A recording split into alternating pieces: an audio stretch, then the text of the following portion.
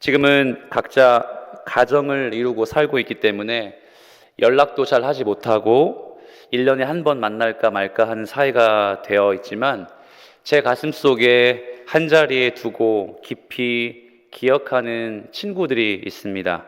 마치 오늘 우리 경비자매가, 연희자매가 공동체에서 느꼈던 그 감정처럼 저도 충남의 서산에 있는 그 조그만 교회에 함께 예배하고 함께 말씀 나누고 함께 기타 짊어지고 가서 노방전도 했던 그런 10명의 지체들이 제 머릿속에 가슴속에 남아 있습니다. 이들과 함께 땀 흘리며 운동도 했고요. 때로는 서로의 경조사가 생기면 모든 스케줄을 제쳐두고 그 경조사를 채워주고, 누군가 군에 입대할 때면 같이 부대에 가서, 같이 훈련소에 가서 뜨겁게 통성기도 하고 그 형제들을 군에 파송하기도 했습니다. 모두가 결혼을 했는데 모든 결혼식을 서로가 관여해주고 축가를 부르고 그렇게 함께 했던 10명의 지체들입니다. 지금은 그 중에 10명의 4명이 목사가 되었고 6명은 집사, 벌써 장로가 되어야 될 사람도 있습니다. 이들과 한 많은 추억들은 그냥 눈만 감아도 필름이 지나가듯이 너무 많은 것들이 스쳐 지나갑니다. 하지만 그 중에 저는 이들과 함께 보냈던 시간 중에 함께 보낸 크리스마스, 성탄절을 잊을 수 없습니다. 12월 24일, 여러분과 같은 베들레헴의 밤에 그 모든 스텝으로 우리가 다 봉사하고 청년부실에 모여 난로를 틀고 집에서 이불을 가져와서 이불을 덮고 마주 앉아 자기의 삶을 이야기했습니다. 내 아픔을 이야기하고 장차 커서 무엇이 되고 싶은지 비전도 서로 공유하며, 그리고 어떻게 하면 주님을 잘 믿을 수 있을까? 어떻게 하면 제대로 신앙생활을 할 수 있을까? 이런 고민들을 이 친구들과 지체들과 함께하며 보냈습니다. 제게 그래서 이들과 함께하는 성탄절은 이런 기대감에 늘 기다려지고 늘 설레는 성탄절이었습니다. 지금도 생각하면 가슴이 설레요. 우리는 누구나 크리스마스, 성탄절을 기다립니다. 그래서 거리와 교회는 화려한 성탄 장식도 하고 그날을 기념하죠. 어떤 아이는 산타 할아버지가 주실 선물을 기다리며 크리스마스 이브에는 잠을 설치기도 하고 아침에 일어나 정말 선물이 도착했는지 설레이기도 합니다. 비록 저는 제 새 아이에게 산타 따윈 없다, 못을 받고 이건 내가 너를 주는 선물이라고 생색을 내긴 하지만 우린 누구나 이렇게 크리스마스를 늘 기다려요. 저는 이전 교회에서, 그리고 그 전 교회에도 청년들과 함께 12월 24일 밤에 새벽송을 했습니다. 정확히 말하면 심야송이라고 하죠. 12월 24일 밤 공동체의 많은 가정에 어른들이 사전으로 신청을 하시면 그 가정에 가서 장로님 댁, 집사님 댁에 가서 찬양과 기도를 해드리고 그분들이 준비해 주신 다과를 먹고 그분들이 준비해 주신 선물을 다 한데 모아 엄청나게 많은 이 선물을 복지관에 가져가 25일에 예배를 드리고 나누어 준 적이 있습니다. 그래서 성도님들이 준비하신 이 선물을 사회적 취약계층의 사람들에게 선물할 때 그 발걸음이 지금도 눈에 생생하게 기억에 나는 것은 내가 크리스마스를 참 잘 보내고 있구나라고 하는 교역자로서의 뿌듯함이었어요. 그렇게 새벽송을 막 하다가 제가 좀 오랜만에 교회에 온 남자아이에게 이렇게 물은 적이 있습니다. 아무개야, 이번 크리스마스 진짜 의미 있지? 이렇게 보내니까 어때? 물론 그 청년의 대답은 예상대로였습니다. 목사님, 너무너무 좋았어요. 이렇게 성탄 전야 크리스마스를 이브를 보낸 기억이 사실 저는 처음이에요 라고 이야기하는 거예요. 이렇게 의미 있는 성탄을 보낸 게 처음이다. 이 말이 제 마음에 뼈를 때렸고, 이 땅의 많은 청년들이 성탄의 의미를 알지 못하고 크리스마스의 본질의 이 진의를 전혀 생각하지 못하고 세상 속에서 혹은 안타깝게도 교회 안에서 보내고 있다는 걸 알게 되었습니다. 비록 우리가 어제 성탄을 보냈지만 우리가 함께 좀 이 성탄의 의미를 한 번 더 기억했으면 좋겠습니다. 여기에 주님이 오시는 것, 메시아를 기다리는 몇몇의 사람들이 있습니다. 오늘 본문을 보면 이 사람들을 목자들이라고 소개합니다. 예수 그리스도를 기다렸고 그가 메시아이며 그리스도다라고 하는 걸 기다렸던 사람들이었습니다. 자, 우선 우리가 오늘 본문은 너무도 익숙한 예수님의 오심의 본문이 맞지만 우리가 몇 가지 역사적인 배경을 이해하면 이 본문이 더 눈에 확 들어오죠. 2장 1절을 함께 보겠습니다. 2장 1절입니다. 자, 여러분 한번 읽어주세요. 시작. 그때 가이사 아구스도가 영을 내려 천하로 다 호적하라 하였으니. 아멘.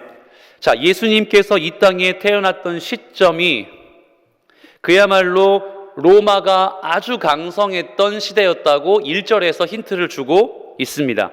그때는 정확히 가이사 아구스도가 천하를 통치했을 때라고 힌트를 주죠. 여러분, 가이사 아구스도가 누구게요? 혹시 아세요? 가이사 아구스도. 로마는 당대의 최강국이었습니다. 로마가 유명했고 로마가 전 세계의 영토를 지배했다는 걸 우리 가운데 모르는 사람은 없겠지만 사실 로마는 국외, 그러니까 영토를 넓히기 위해 전쟁을 벌인 것과 동시에 자그마치 20년 동안 내전이 들끓었습니다. 내전이 뭐예요? 나라 안에서 국력을 다투기 위해서 여러 가지 싸움이 빈번했다는 뜻이죠. 이름을 들어보셨습니까? 줄리어스 시저, 안토니우스, 그리고 브루투스, 그리고 마지막으로 누구죠? 옥타비아누스라는 사람입니다. 이 중에 옥타비아누스가 바로 이 로마의 전쟁을 종결시키죠.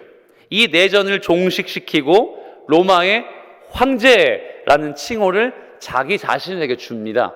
그게 바로 우리가 읽은 가이사 아구스도라는 단어로 변환이 된 거죠. 그러므로 옥타비아누스가 천하를 호령하고 있는 그때 이거 뭐라고 부르죠? 팍스 로마나라고 부르는 거예요.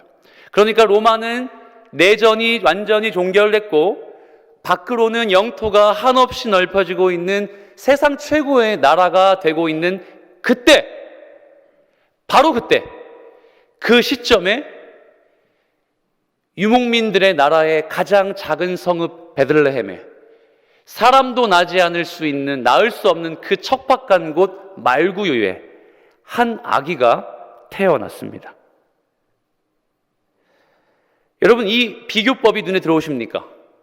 세상이 주목하는 가이사 아구스도가 전 세계를 호령해서 그 능력, 그 에너지, 그 힘이 지배하고 있는 그때의 이 카메라의 렌즈의 반대편에는 이름도 없이 빛도 없이 한 작은 나라의 왕의 이름으로 베들레헴의 말구유에서 한 아이가 태어난 거예요. 그는 아무도 주목하지 않게 태어났습니다. 그가 태어나기까지 줄 서서 기다리는 호위 군사나 신하들도 없었습니다. 4절 말씀에 그래서 이렇게 나와 있죠.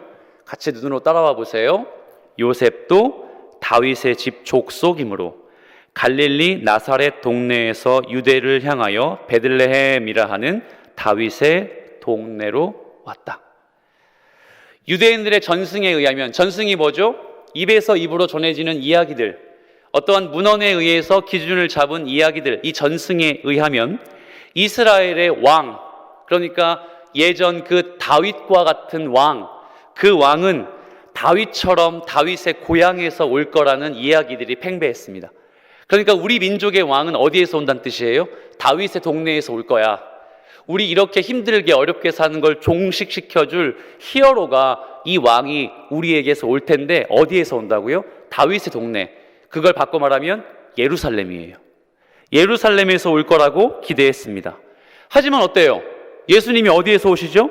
예루살렘이 아닌 베들레헴에서 온 거예요.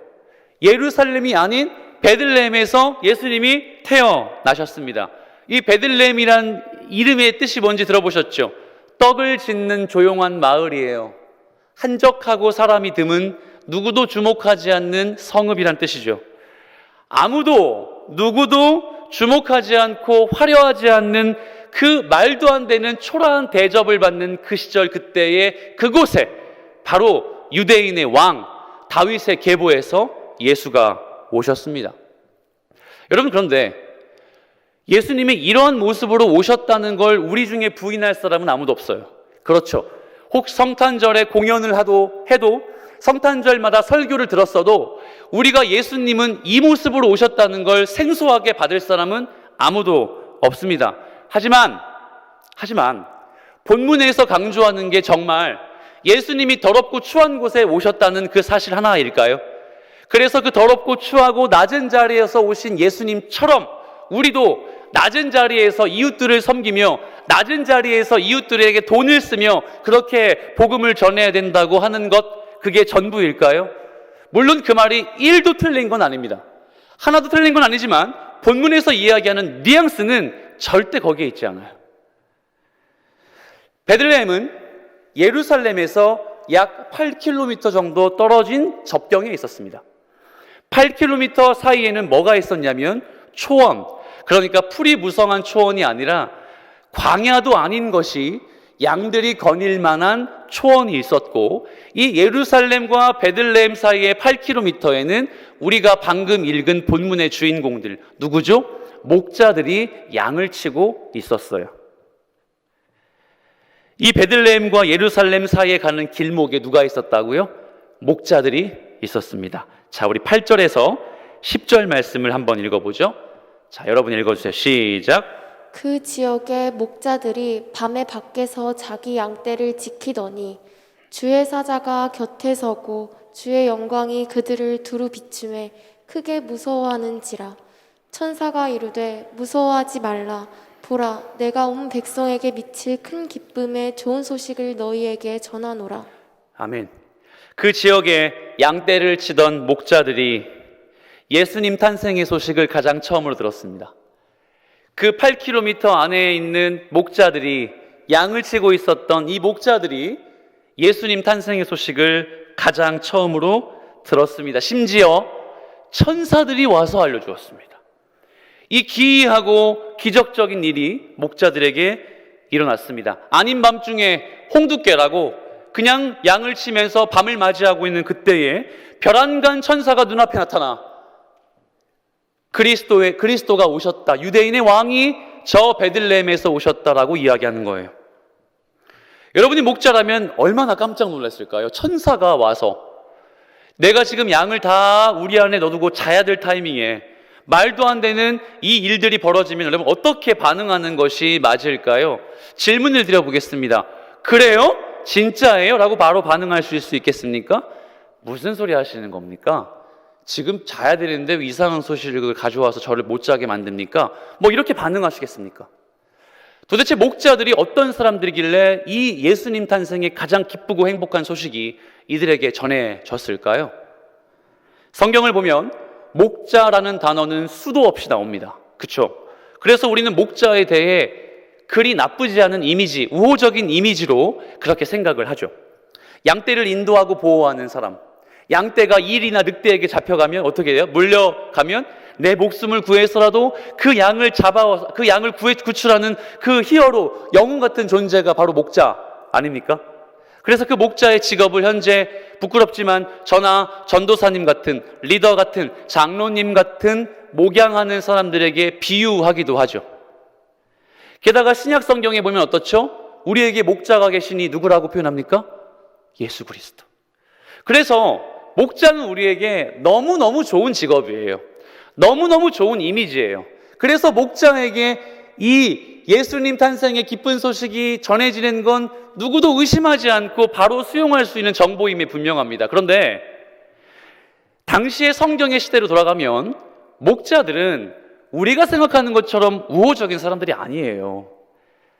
랍비들이 읽었던, 회당의 선생들이었던 랍비들의 문헌을 보면 대부분의 목자들은 도벽이 심했어요.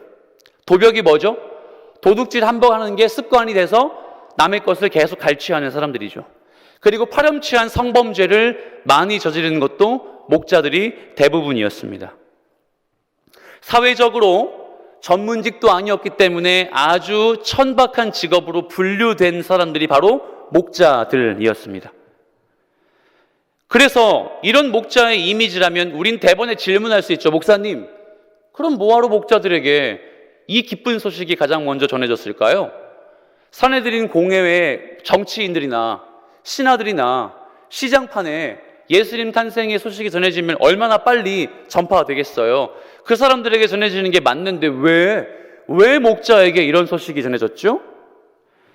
그 이유는 바로 당시의 성경의 시대나 우리가 보는 우호적인 목자의 의미와는 전혀 관계없는 이 목자들은 하나님이 선택한 구별된 주의 백성들이었기 때문입니다.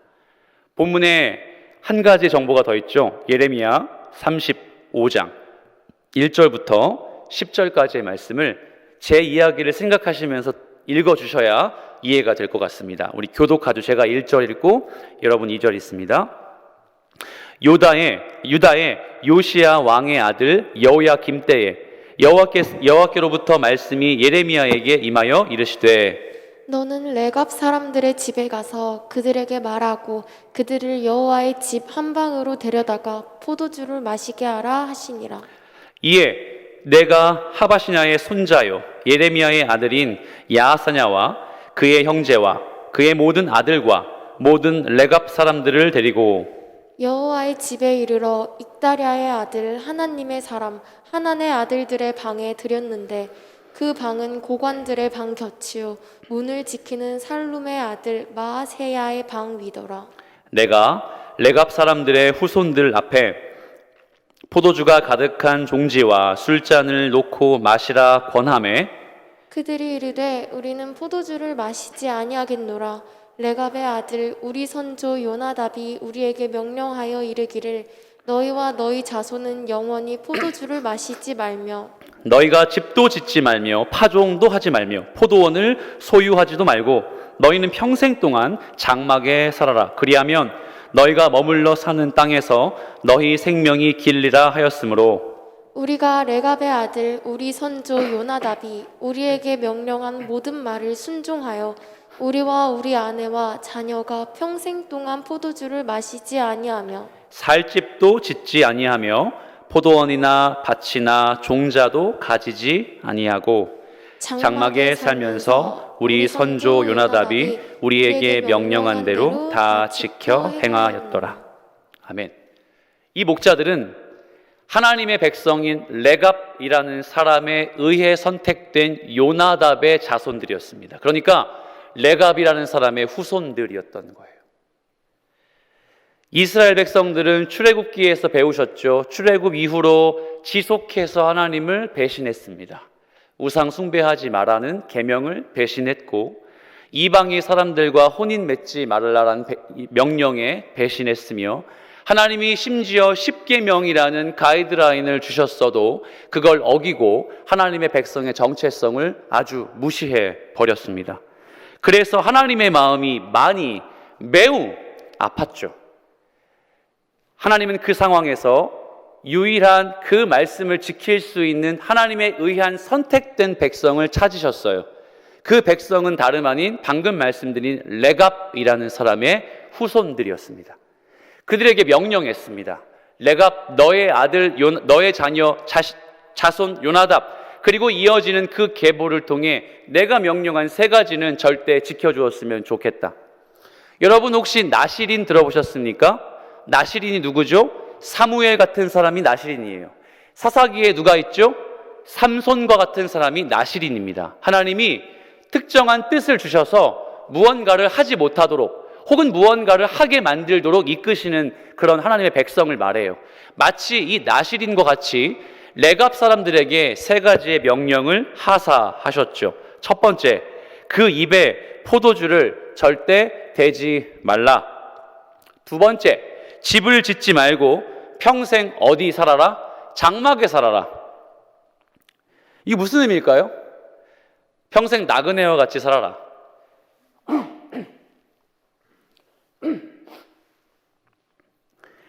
앞으로 내 집 장만을 할 수 없는 저 같은 심정으로는 참 공감이 가는 그 약속입니다. 절대 내 집은 지을 수가 없구나.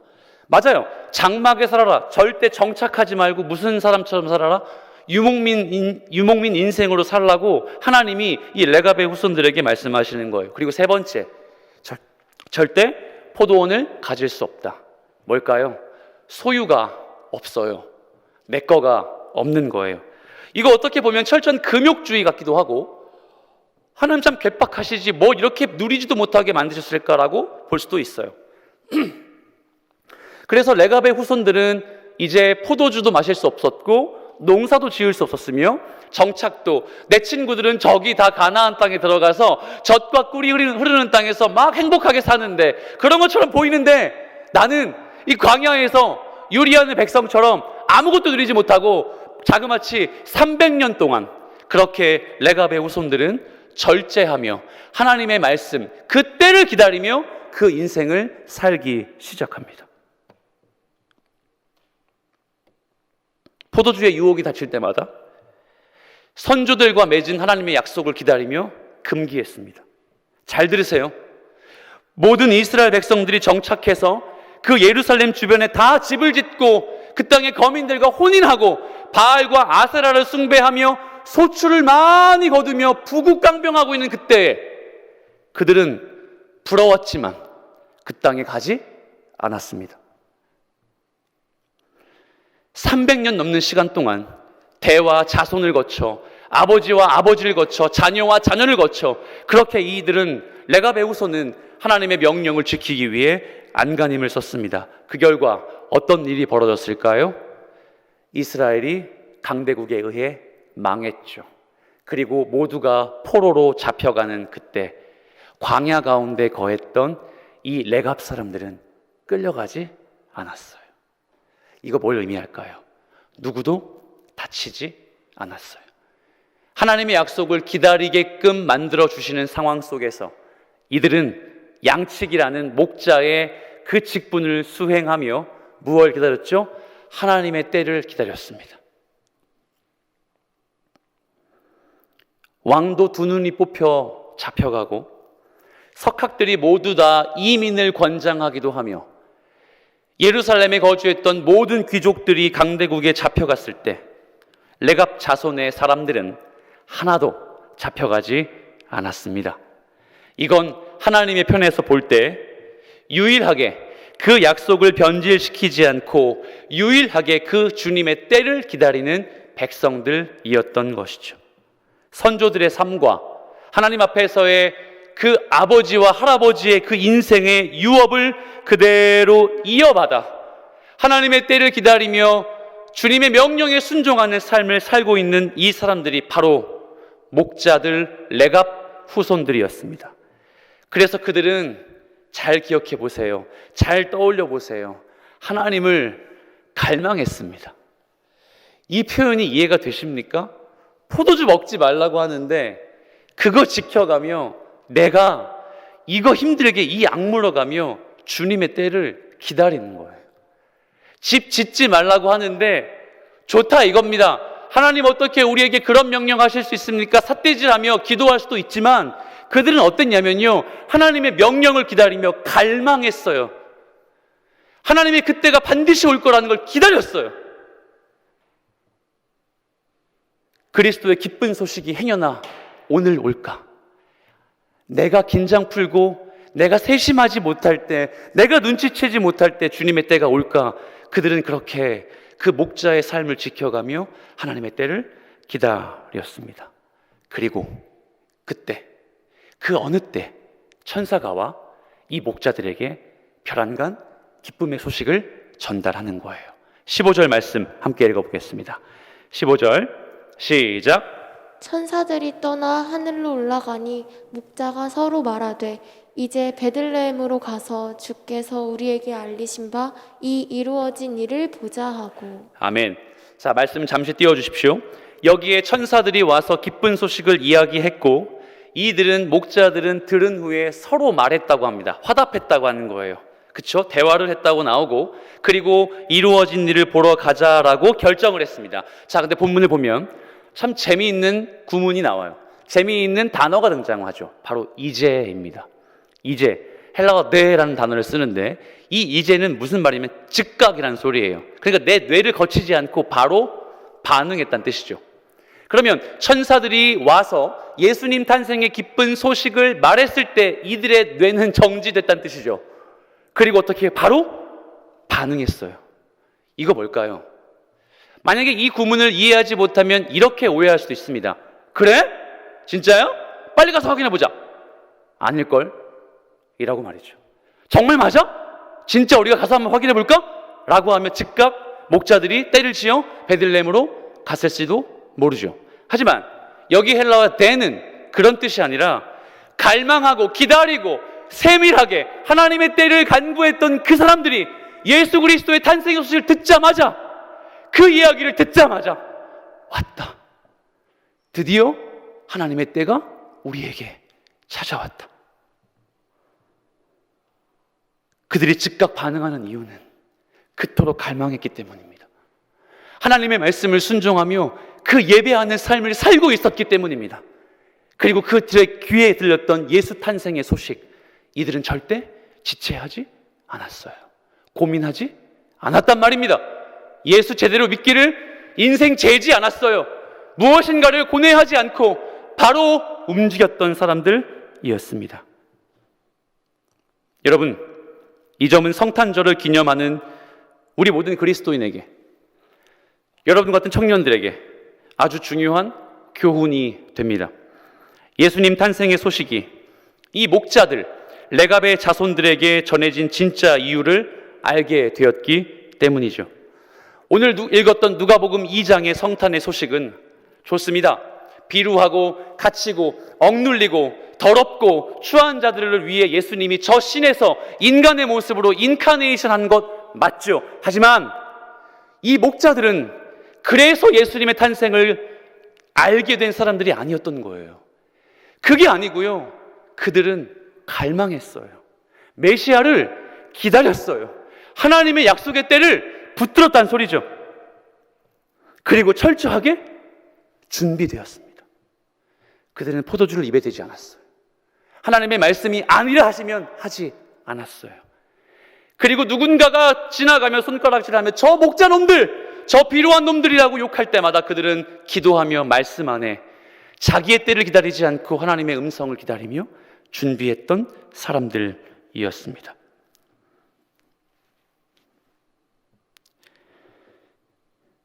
바로 말씀 안에서 준비한, 은혜 안에서 준비된 하나님의 백성들은 예수님의 성육신을 누릴 자격이 있는 거예요. 여러분에게 질문합니다. 여러분은 예수님의 성육신, 아기 예수 탄생하신 그 소식을 마치 준비되어 갈망하며 기다리고 사모하게 그 성탄을 매번 맞이하십니까? 15절을 다시 봅시다. 이들은 서로 말하되 화답했습니다. 이거 뭔지 아시겠죠? 그들의 공동체는 한 사람도 의심하는 자가 없이 이미 율법 안에, 말씀 안에 기억되는 메시아 갈망을 서로 화답하고 찬가했어요. 서로 나누었고 같은 마음으로 예수를 보러 그 베들레헴 땅으로 가기를 시작했던 것이죠. 그 화답한 내용에 대해 성경의 저자는 이렇게 이야기합니다. 이 이루어진 일. 뭐라고요? 이 이루어진 일. 헬라어 원문을 보면 이 단어는 들어보셨어요? 레마라고 부릅니다. 레마가 뭔지 아십니까? 레마는 하늘에서 계시된 말씀이라는 단어를 가지고 있습니다. 이미 예수님 탄생의 소식이 우리의 기다림과 상관없이 하나님의 백성들로부터, 하나님의 그 창조의 때로부터 계시된 말씀이라는 걸 이 목자들이 알고 있었어요. 이 목자들이 레마란 사실을 갈망하며 기다리고 있었단 말입니다. 그래서 그들은 한시도 지체하지 않고 메시아를 보러 그 은혜의 자리로 나아갔습니다. 그리고 17절 이렇게 나와 있죠. 자, 읽어보세요. 시작. 보고 천사가 자기들에게 이 아기에 대하여 말한 것을 전하니. 그리고 어떻게 나와 있습니까? 그들은 보고 천사가 전한 내용을 즉각 전파했습니다. 무엇을 전파했겠습니까? 이 땅에 메시아가 오셨다. 이 땅에 그리스도가 우리를 위해 강림하셨다. 저 베들레헴 땅에, 저 말구유에 예수가 우리를 위해 오셨다. 이 본질적인 성탄의 메시지를 예수 믿지 않거나 예수 믿어도 믿음이 시원찮아 보이는 사람 관계없이 그 본질의 소식을 사람들에게 전파했습니다. 예수 그리스도의 탄생의 소식이 그래서 이 목자들의 음성을 따라 본격적으로 유대 땅에 알려지기 시작한 거예요. 계시된 말씀을 믿고 있었던 성도가 그 계시된 말씀을 삶에서 충실히 살아낼 때에 복음은 반드시 드러납니다. 계시된 말씀을 신뢰하며 예배드리는 예배자가 예배 때 받은 은혜를 지켜내기 위해 안간힘 쓰고 그 약속의 말씀을 붙들고 있을 때 예수 믿으세요! 라고 하지 않아도 예수의 능력은 그 삶 속에 전달되며 드러납니다. 사랑하는 청년 여러분, 이 목자들이 예수 탄생의 소식을 이렇게 경험한 스토리를 여러분 경험하시며 어떤 마음의 부담감이 드십니까? 우리는 계시된 말씀을 어쩌면 삶의 중요한 스케줄이나 내가 공부해야 하는 학문보다 간홀히 여길 때가 있습니다. 혹은 내가 사랑하는 사람보다 하나님의 이 계시된 말씀을 중요하지 않은 것으로 치부할 때도 종종 있죠. 그렇지만 이 본문을 통해 주님 우리에게 말씀하시는 것 같아요. 우리가 그 누구보다도 기다려야 되는 성탄의 소식은 우리에게 갈망이 전제되어야 하고 그 갈망은 계시된 말씀을 철저하게 신뢰하는 사람들이며 그리고 즉각 그 복음이 어떻게 된다? 나타난다. 여러분, 복음이 드러나야 하지 않겠습니까? 성탄을 매번 기다리는 것과 동시에 그 성탄에 맞는 복음의 능력으로 귀결되어야 하지 않을까요? 성탄의 소식은 그래서 전파하라고 있는 거예요. 크리스마스는 누리라고 있는 날이 아니고요, 전하라고 있는 날입니다. 내가 알고 믿는 예수를 드러내라고 하는 날입니다. 아직도 우리 중엔 성탄의 참 의미를 모르는 성도들이 주변에 너무도 많은 것 같습니다. 성탄은 행복한 날이 아닙니다. 성탄은 기쁜 날이 아니에요. 오히려 죄송하고 부끄러우며 주님 앞에 머리를 조아릴 수밖에 없는 날입니다. 왜 그렇죠? 만약 우리에게 목자들과 같이 성탄의 기쁜 소식이 전해졌다면 나는 포도주를, 나는 내 소산을, 나는 포도원을, 나는 유목민을 버리는 일을 아직 버리지 못할 텐데.